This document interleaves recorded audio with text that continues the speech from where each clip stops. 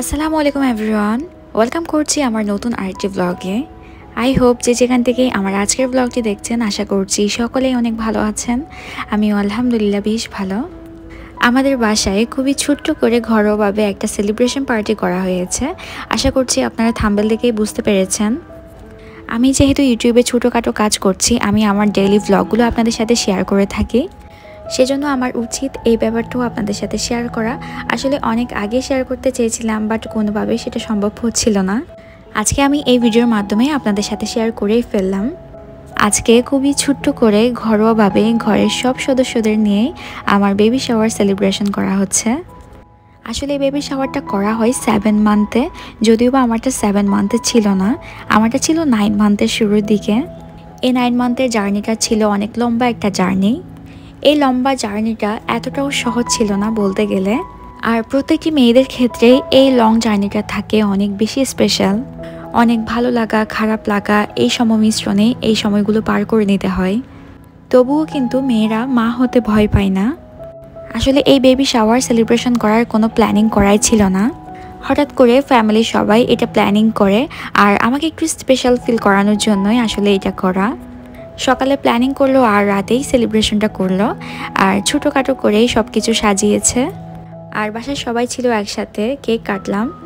আমরা ফ্যামিলির সবাই ভালো কিছু সময় কাটালাম, অনেকগুলো পিকচার্স ক্লিক করলাম। সব কিছু মিলিয়ে আলহামদুলিল্লাহ আলহামদুলিল্লাহ। আসলে আমি যেটা সব সময় বলি, অনেক বেশি খুশি হওয়ার জন্য আসলে অনেক বেশি কিছু করার প্রয়োজন পড়ে না। এরকম ছোটোখাটো জিনিসে চাইলেই খুশি হওয়া যায়। আমাদের বাসায় কোনো সেলিব্রেশন পার্টি করার জন্য বাইরের কারোর প্রয়োজন পড়ে না, কারণ আমাদের বাসায় রয়েছে অনেক ফ্যামিলি মেম্বার্স। হঠাৎ করে প্ল্যানিং হওয়ার কারণে বেশি কিছু করা হয়নি, জাস্ট কেক আর কিছু ফ্রুটস কিনে আনা হয়েছে, আর অল্প করে ডেকোরেশন করা হয়েছে। আর নতুন কোনো কাপড়ও কিনা হয়নি, আমাদের কাছে যা ছিল আমরা তাই পরে নিয়েছি। সন্ধ্যার পর আমরা খুবই তাড়াহুড়া করে সব কিছু করেছি। আমার যা আমাকে খুব সুন্দর করে সাজিয়ে দিয়েছে, শাড়ি পরিয়ে দিয়েছে।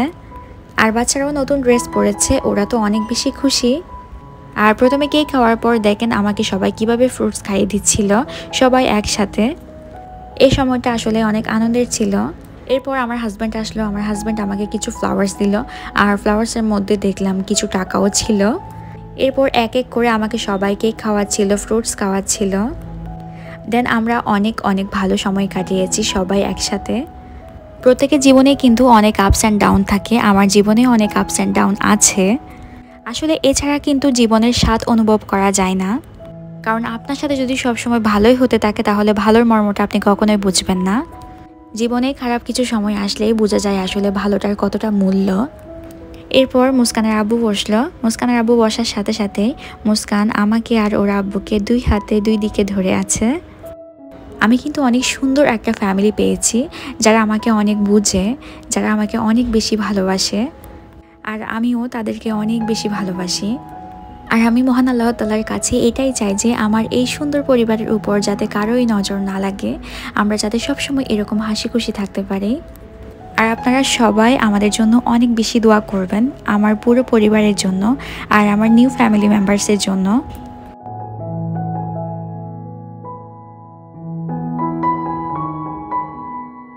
আর আপনারা যারা এখনও পর্যন্ত আমার আজকের ব্লগটি দেখছেন, আপনাদের কাছে যদি আমার আজকের ব্লগটি একটু ভালো লেগে থাকে তাহলে প্লিজ একটা লাইক দিতে ভুলবেন না। আর যারা আমার চ্যানেলে নতুন, আপনারা চাইলে আমার চ্যানেলটি সাবস্ক্রাইব করে আমার পাশে থাকতে পারেন। আর যারা অলরেডি করেছেন তাদেরকে অসংখ্য ধন্যবাদ।